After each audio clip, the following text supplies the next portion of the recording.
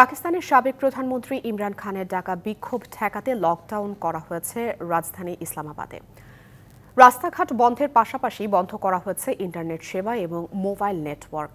ইসলামাবাদে ঢোকার সব রাস্তা বন্ধ করে দেওয়া হয়েছে। কারাগার থেকে দলের নেতার ডাকে সাড়া দিয়ে রাজধানীর দিকে রওনা দিয়েছে খাইবার পাখতুনখাও, পাঞ্জাব সহ দেশটির অন্যান্য শহর থেকে আসা নেতাকর্মীরা।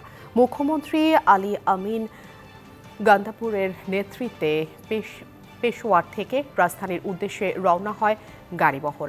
বিভিন্ন শহর থেকে বহরে যোগ দিতে থাকেন নেতাকর্মীরা। এতে যোগ দেন ইমরান খানের স্ত্রী বুশরা বিবি। আগের দিন রবিবার নেতাকর্মীদের সাথে কয়েক দফা সংঘর্ষ হয় পুলিশের।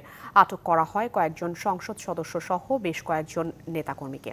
পাকিস্তানের পাশাপাশি বিশ্বের বিভিন্ন দেশে বিক্ষোভ করছে পিটিআই সমর্থকরা। নির্বাচনে গণরায় চুরি, গণগ্রেপ্তার এবং সংবিধানের ২৬তম সংশোধনীর প্রতিবাদে বিক্ষোভের ডাক দেয় কারাবন্দী ইমরান খান। এদিকে পিটিআইয়ের এই কর্মসূচিকে বেআইনি ঘোষণা করে আইন শৃঙ্খলা রক্ষায় প্রয়োজনীয় ব্যবস্থা গ্রহণে কেন্দ্রীয় সরকারকে নির্দেশ দিয়েছে ইসলামাবাদ হাইকোর্ট।